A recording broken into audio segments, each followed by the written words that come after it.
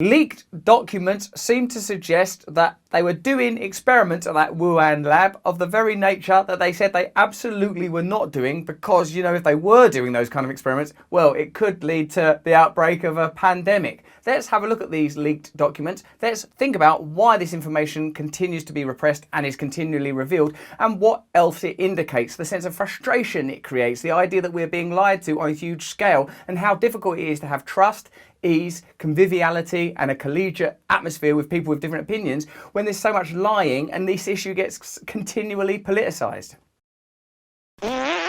Just in case you're interested, we got this information from The Intercept, which would conventionally be regarded as a kind of left-wing news source. And most of you that watch, wherever you are on the political spectrum, just want to see people talking openly, are willing to look at new information in a new way rather than blindly pledge allegiance to a set of principles, even if those principles seem now to be incredibly biased and authoritarian and puritanical. Let's have a look at this story. Less than 2 years before the COVID-19 pandemic began, scientists at the Wuhan Institute of Virology planned to genetically alter viruses to make them more infectious for humans and release them into bat caves. We've got a brilliant idea, yes. Let's make diseases more contagious and then release them into bat caves. Are you literally the Joker? The research proposal was part of a trove of documents released this week by a group of scientists and activists who are trying to determine the origins of the pandemic. It requires scientists and activists now. That shows you that there is an entrenched and defiant mainstream narrative that is sort of has interests around it, guarding it and preserving it. Wouldn't it be good to believe that it were possible to communicate just openly? Oh yeah, no, God, it has come out of that lab. All right, you know, rather than no, you have to be an activist. You don't have to be an activist to get the truth out, but it helps. The Wuhan scientists were listed as partners on a funding proposal the EcoHealth Alliance made to the US government's Defense Advanced Research Projects Agency. It's not very catchy, is it? DARPA, they are known as. DARPA rejected the proposal, and it's not clear what happened to the research project, which the documents described as having a good running start. Well, one way to know, like, if they had carried on with that research would be if, for example, there'd been like a massive pandemic. Growing suspicion of China's official version has been driven in large measure by the decentralised radical autonomous search team investigating COVID-19, or DRASTIC. They're really pushing to make that acronym work. We call ourselves the decentralised radical autonomous search team investigating COVID. It's a good acronym though, let's not criticise them too much. Also, I like the fact that they're decentralised and radical. They sound pretty cool. Throughout the pandemic, about 24 drastic researchers and correspondents, many anonymous, working independently from different countries, have uncovered obscure documents, pieced together the information, explained it all on long threads on Twitter. Gradually, the quality of their research has gained the acclaim of professional scientists and journalists. Amazing now. This is the age where online activism and even sleuthing is reaching the sort of declared standards of professionals. Possibly because many professionals have interests in not revealing genuinely radical or contradictory or confronting information. And I think this is a wonderful re-emergence of like a kind of amateur spirit of, hold on a minute, we can just put this stuff together and look at that. This is why you're seeing stuff that starts off being described as conspiracy, now being described as, oh yeah, no, you can prove it. You know, like the starting point shouldn't be, it's a conspiracy. The starting point should be, well, we don't know, there's no proof, let's have a look. Oh yeah, there is some proof. Okay, that's definitely true then. Not like, how dare you? That's a conspiracy, that's a lie. Wait, let me just get the evidence. Oh, I see. The document showed researchers aspired to genetically alter coronaviruses and monitor their release and transmission into bat caves to determine the risks those viruses pose to humans. Results just in. Turns out it causes a pretty bad pandemic. Now you gotta go everywhere in a mask, have vaccines the whole time, can't go anywhere or do nothing or go on holiday. Yes, it is quite infectious. It's quite infectious, boss. In the post on Drastic's research website, the group said documents shared by an unnamed whistleblower showed the EcoHealth Alliance collaborated with Wuhan Institute of Virology to carry out advanced and dangerous human pathogenicity bat coronavirus research through a grant proposal EcoHealth Alliance filed with DARPA.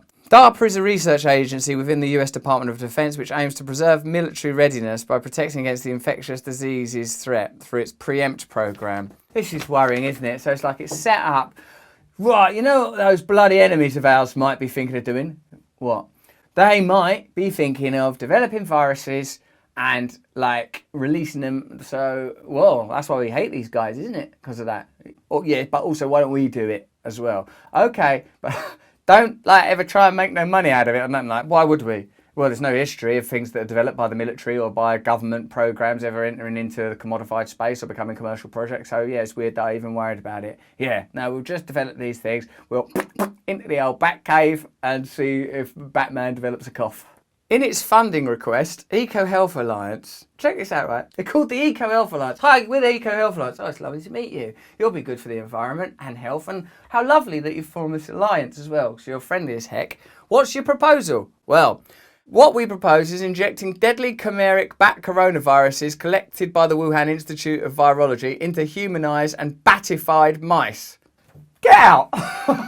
Get out of my office! You're not doing that. I don't even know what you mean by batified mice. If you've invented the word batify to make a mice a bit more batty, I think you're sick. You're sick, and your use of language is borderline ingenious, but also childish. A copy of the EcoHealth Alliance's proposal said the proposed project aimed to diffuse the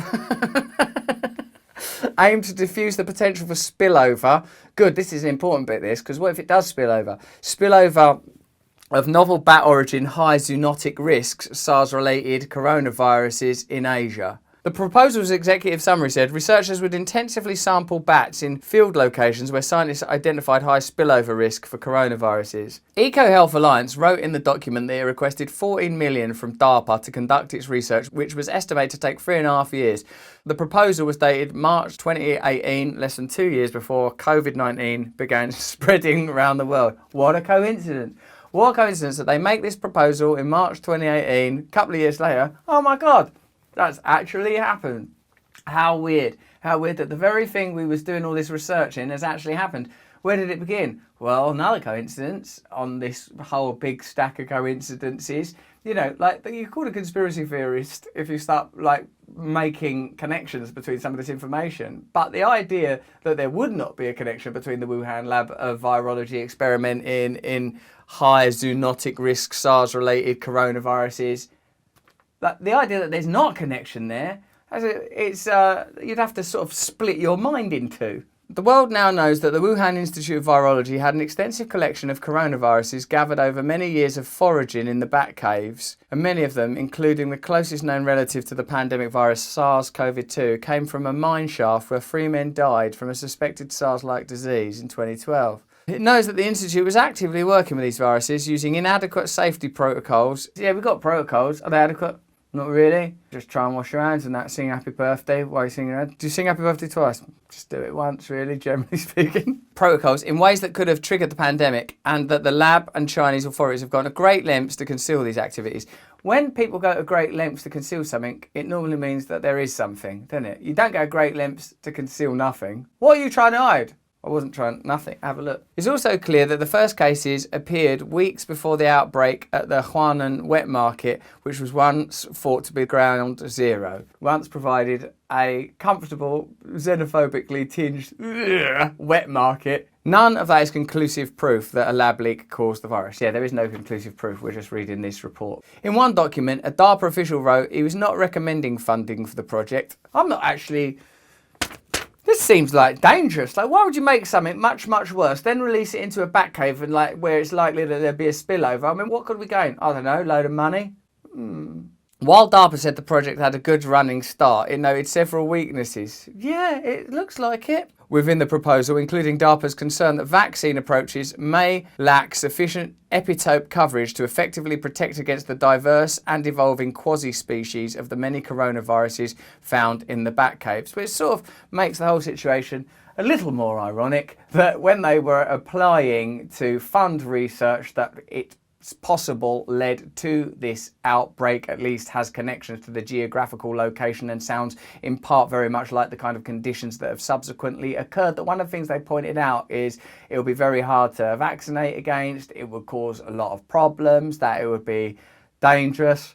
So I don't know, you make your own mind up. I've secretly made my mind up, but I don't want to I don't want to influence you, because I don't think I'm any cleverer than you. I think we're about the same. Like, you know, we're all flawed human beings. Let's all just get on a journey of discovery. Like the people that revealed this information, sleuths working together. Why don't we work together? Why don't you tell me what you think is the truth? Why don't you help me understand it a little bit better in the comments below? If you like my video, give it a like. Keep this comment section active, keep it clean, and keep it loving. Give us a little subscribe so we can keep these things going. And in the event that I ever lose the ability to communicate with you, why don't you sign up to russellbrand.com? You can get my newsletter sent directly into your mind. It will just appear in your consciousness. It's a thing we've worked out. We can stitch things into your synapses. Not really, it's an email. And if you like this video, have a look at this one. If you want to meditate now or like just chill and learn about well-being, have a look at this one. And stay free, stay connected. Don't lose yourself in all this. See you later.